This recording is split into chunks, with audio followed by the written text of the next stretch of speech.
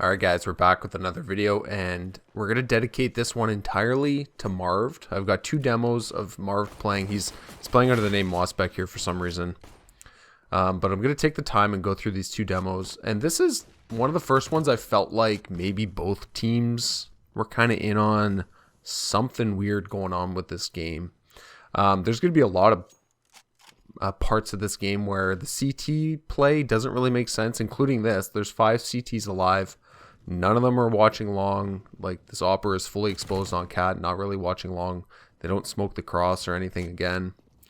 And this really is the first game where I felt like both teams might be doing something they shouldn't be.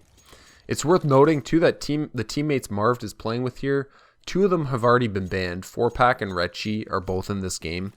Retchi's playing under the name Quando Rondo, but they've already been banned by ESCA for match fixing, so the chances of other people on this team being involved is pretty high. This round, I put this in, it just makes no sense. Yeah, it's an anti-eco, but they're literally just running around like shooting shit. Like, there's one terrorist going into B, one kind of couple going up mid, and like the CTs are playing very randomly as well. It was weird. And then we get to this round. This is a pretty special round, and I've got a stream clip of it as well. The fact that I haven't seen this, like, I consider myself very involved with the CSGO scene. I'm on HLTV every once in a while. I read the subreddit, and I never saw a clip of a Mountain Dew League player throw his guns away and then chase a player with his knife out. That tells me something's wrong. And you know what? I'm going to switch to the stream just so you guys can see the commentator's point of view on this. Back from the realities of this game and point out, when teams go for heavy long contests, they are obviously going to be very weak on mid. Obviously, you understand that. You go for the very fast play out middle, try to catch them off guard. Mossbeck going to throw his guns away, trying to get the SG. This is a fucking joke, isn't it? This is a little bit of a shambles here. I mean, poor Clear fighting for his life against... It's pretty sad to see, honestly. And one of the problems and why this hasn't been, this would be widespread if this was posted on the Global Offensive subreddit. But the problem with that subreddit, they would instantly delete it because it's witch hunting, right? There's no proof that this is a throw. It's just a player playing like an idiot, right? So if you would post that to try and get some eyes on it and make it publicly available to a large portion of the player base, it would instantly get deleted from that subreddit, hence why nobody is talking about this. I mean, the game was streamed. There were hundreds or thousands of viewers watching the game. The fact that stuff like this isn't seen by the player base is ridiculous. It's another weird round. Like, obviously this makes no sense. He wasn't playing for the bomb or anything. And in this game, the way Marved is playing really tells me that he doesn't believe there's any consequences to how he's playing. And I really feel like you'd have to do a lot of match fixing for that type of attitude to come in and show through your play style, right? If you truly believe there's no consequences to any of this, or if you're playing like there's no consequences, it tells me logically that you've done this a lot. And honestly, just doing this is so stupid. Yeah, it's funny, whatever, but doing stuff like that in an ESCA, this is an ESCA advanced playoff match. So he's doing this in the playoffs. And yeah, you can say they're just playing for the lulz or they're just playing for fun or whatever, but 2 of the guys on his team are already banned for match fixing. So let's put 2 and 2 together here. What's the most likely thing that is going on when Marved is running around with his knife out, right? Yeah. So this game, you're going to see the score, actually. They're up 15-6. And they, spoiler alert, actually go on to win this game. So how can you match fix or throw a game where you end up winning, right? And that's kind of why I made that video about how to place bets on CSGO, to show that there's a million different ways to make money while betting on CSGO. You can bet on very specific situations. You can bet on specific rounds. You can bet on the total amount of rounds played, which may have been a likely scenario here. You can also bet on like what the exact round outcome will be. to end the game? Like, do you think it's going to be a 16-14, a 16-12, etc.? And to me, this game, I feel like if this was a throw, the most likely explanation was that they bet on a minimum amount of rounds played, right? Because Polar Ace North were in a commanding lead. They were just stomping all over these guys. And then as they get late into the game, now they're using a triple op setup. It's like, okay, we're going to triple op and peak middle on these guys while they're opping against us. I think Marved actually gets the kill, but when I did that video for Betway, they didn't sponsor me. When I made the video of me gambling on Betway, I showed they have a way you can bet, like, if the game goes more than 26.5 rounds. So if the game plays out 27 rounds, you can bet on that specifically and get good odds and make money that way, right? So I feel like that probably made the most sense. Also, this clutch, absolutely zero effort in my opinion, just kind of running into the molly and then dies at the window. This round, even better, they're 4 ops on Dust 2 and Marved, the only M4 player. It just, the way this game played out, in my opinion, was ridiculous. Yeah, like I said, 4 ops. Like, what are we doing here? I'll switch to Shanks. He played with Shanks in this game as well, of course. Him and Shanks were teammates for a long time in ESEA Advance and Mountain Dew League. So I'll switch to him as we get to the end of the game here, and then I'll go on to the next demo. But yeah, this demo wasn't great, that's for sure. And so here's what you can bet on Betway. So you can get good odds if you predict the amount of rounds that are played in the game. So you can bet that it's going to end up over 26.5 rounds played. And I'll kind of scroll through the comments here on HLTV. The match page on HLTV really is pretty dedicated to people that actually bet on the game. And I'm not saying just because there's comments on HLTV calling it match fixing that it's match fixing, right? I just wanted to show the public sentiment, I guess, with the comments on the match page that people have been calling 4-pack and Rico match fixers forever. Like, this has been long known throughout the betting community that these guys are radioactive and do not bet on their games. And the last comment here, had to play on this. It was refunded for suspicious betting activity. These markets are small and easily manipulated. Don't think it doesn't happen. These players barely make a dime. Meanwhile, they can make some serious cash by tossing games. Be aware. And I think that sums it up perfectly. I'll go on to the next demo here, but you'll notice that Marved is actually playing against Polar Ace here, the team that he was playing for in the last game. This game took place about a month and a half or 2 months later. And I did hear from a pretty reliable source in ESEA Premier that he was dropped from that Polar Ace org. It's like a very small org. And he was dropped along with the rest of the players due to playing poorly. Or due to playing suspiciously, I should say. It be noted that he stuck together with the guys that he was playing with, like 4-pack. I put a replay on that clip here. I just thought it was weird. He's walking with his back turned. It looked like he wanted to die there. But this demo is actually got an ending that's a little bit weird and involves a little bit more speculation, or I guess we can try and piece together the clues in this demo on kind of what to make of it. There's a few plays throughout it that I thought were weird, and like that one I just showed, it looked like Marv was trying to die. So we'll go through it and see what it looks like. Like I mentioned earlier, he's playing with 4-pack and Rechi, 2 guys that are already banned for match fixing, and the fact that he stuck with them through changing teams, like moving from Polar Ace to this Christian Dior team, is suspicious to say the least. This Christian Dior team was also called Blood, Sweat, and Tears.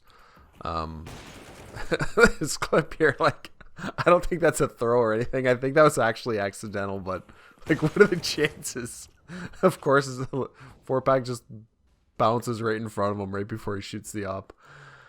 Anyways, it happens to the best of them and the worst of them. So they'll go into this site take, and you can see they have a pretty good lead going into this. Like, this is a good T side for Inferno for sure.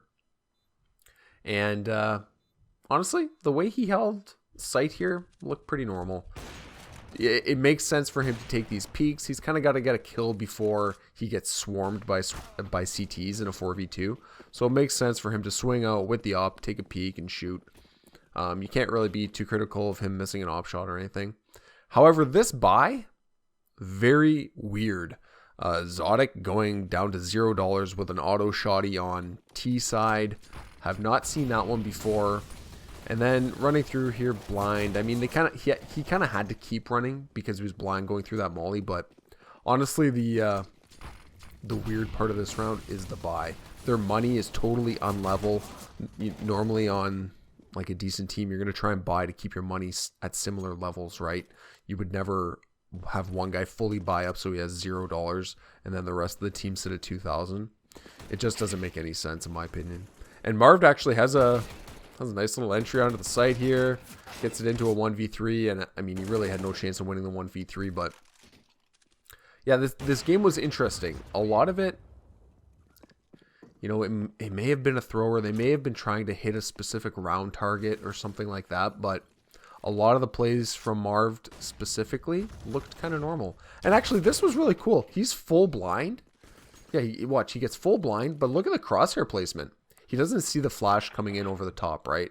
So he just eats it and gets full blind, and his crosshair placement is so good. It goes right up the window like perfectly. I don't know if I'm just easily impressed by simple things, but I'm like, holy shit, look at that. If he would have just shot, he would have had him. But I mean, when you're full blind, you don't really know what to do, right? So anyways, I just thought that was interesting. This round, it's a little weird, I'd say. Just the way he's kind of like clearing angles here. He doesn't even look into the archway. He could think that he has a good read on where the CTs are, which does happen sometimes, but his team didn't even have full control of Banana. Like, they really didn't have any intel on B. So I thought it was a little strange. Like, how are you so confident that there's nobody archway? You know, you're going to walk into archway with your back turned. I thought that was strange, but nothing like totally obscene, right? It just stood out to me, and I thought I'd show you guys it. So we'll move along here. Pistol round, CT side, and you can see the game is very even at this point. I would say throughout this demo, nothing too egregious, right? And in this second half, it looks pretty normal, actually. So why would I make some boring demo review of this game if nothing really happens in the second half? Well, I can tell you that I watched the whole second half. Nothing crazy happens. It looks like Marved is playing to the best of his ability. But the real reason why I brought this demo up and why I wanted to talk about this was because of the speculation that I'm going to show at the end. So I'll show the HLTV comments right after this round. But in summary, it looked like the odds were shifting heavily on some betting websites that this game was supposed to end 16-12 in favor of Christian Dior or Blood, Sweat, and Tears. So this is where the game lags out. Or, sorry, players on Christian Dior or Blood, Sweat, and Tears start having connection issues. They're dropping out. They can't play anymore. And the game gets canceled. ESCA just cancels the game because they're having connection issues and they can't finish it. So it's a forfeit loss. And as I brought up before, some betting websites, lots of betting websites, when it's a forfeit loss, they just refund the money and all the bets are nulled. And honestly, I put a large portion of this blame on ESCA. Why are you forfeiting a game or nulling a game when you know that there's a shitload of match fixing going on? If players are playing and they get disconnected near the end of it, just fucking make it a loss. Not a forfeit loss. Make them play out 4v5, whatever. You don't put the players in a position where they're choosing between, like if they're match fixing, which is the theory that we're going with here, and they were aiming for a 16-12 win, or that's what it seemed like they bet on based on the odds that shifted on the betting websites. If that's what they're aiming for, and then they start having connection issues because they're worried that they can't hit that target, then you should force these teams to play out 4v5, just like that DreamHack qualifier that I showed in the text demo review that I did. Make them play it. Like, it's the players' problem. You know what? These players, if they're going to be playing semi-professional ESEA, hey, just tether your smartphone to your computer, get a little USB Wi-Fi adapter. Boom, you got backup internet. There you go. So if you get bad internet, whatever, it's going to be a bad ping because you're playing on Wi-Fi. Who gives a shit? At least you could play the game. The fact that ESEA is willing to cancel a game or make it a forfeit loss just because one player is having connection issues is extremely, extremely questionable in my opinion. And all it does is encourage these guys to bet on their own game. And then if it doesn't go the way that they want, oh, dude, my internet, it's out. I don't know what happened. Oh, my computer, my power, like look at all the stuff going on here. The amount of shit that's been going on in ESEA Premier because of the betting and because of these like the number of people match fixing is ridiculous, and it reminds me of the like 2015 era when people were skin betting. The number of games getting DDoSed and servers getting DDoSed and players getting DDoSed because shit wasn't going the way that these bettors wanted was ridiculous. And that's why, you know, if it's just one player pretending to have connection issues, like in this game, I think maybe one or two, honestly, I have zero sympathy. Just play out the game. They're going to get a forfeit loss anyways. Why not make them play 4v5? And then the betting webs, like also the betting websites are complacent in this as well. There's a lot of speculation that these betting websites, some of them do not care about any match fixing that's going on. And why is it their policy that they're going to refund all the bets just because a game wasn't played out fully? If it was a forfeit loss, I guess if you're betting on like a round total, then what do they do with that, right? That's a good point that I brought up to myself. I don't know how to handle it, to be honest. The betting websites need to be putting in policies that are more restrictive and don't allow players to weasel out or slither out of a place to bet just by pretending to have connection issues. You can see I'm going through all the comments on this HLTV page. The game's over, by the way. Like they totally closed the server. But I just wanted to show the number of people that are betting on this. People, please stop betting on ESEA Premier games. Why? Stop betting. If you cannot stop betting on CSGO games, at least stick to the pro games. The ESEA Premier Leagues are radioactive and should be avoided at all costs. Anyways, that's my video for this, guys. If you liked it, leave a thumbs up. If you want to support the channel a bit more, check out my Patreon. I'll catch you next time. Peace.